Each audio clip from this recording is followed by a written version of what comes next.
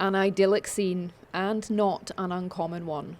The Borders has plenty of beautiful fishing spots right across the region.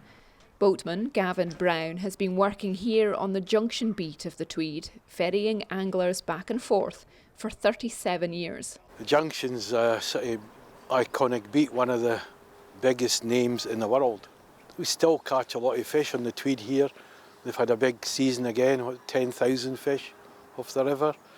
So we're still catching fish, still producing numbers of fish for people to come and cast it.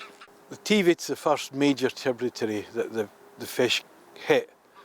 So we're 25 miles above sea, well, or 20 miles above tidal water. And the fresh fish will get to here in a day.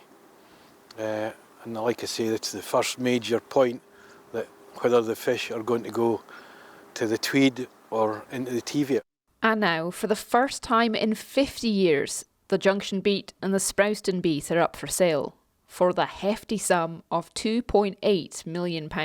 I think if you ask any keen angler, they're probably two of the most famous beats in the country. You know, as you can see, it's a beautiful setting, some great fishing water, and of course, with Junction specifically, you have the famous Junction Pool, which I think if you ask any keen angler, they will know exactly what it is and where it is. There's very few beats in the country at the moment that can, you know, return the numbers that both Junction and Sprouston are producing.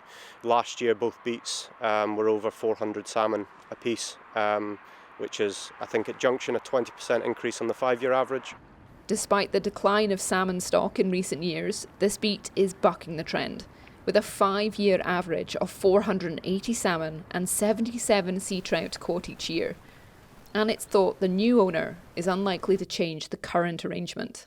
It just depends on how many rods the new owner lets out. He might take a rod for himself, so he might be down to 4 or 5, or he might take 2 or 3 weeks and it'll still stay as it is just now.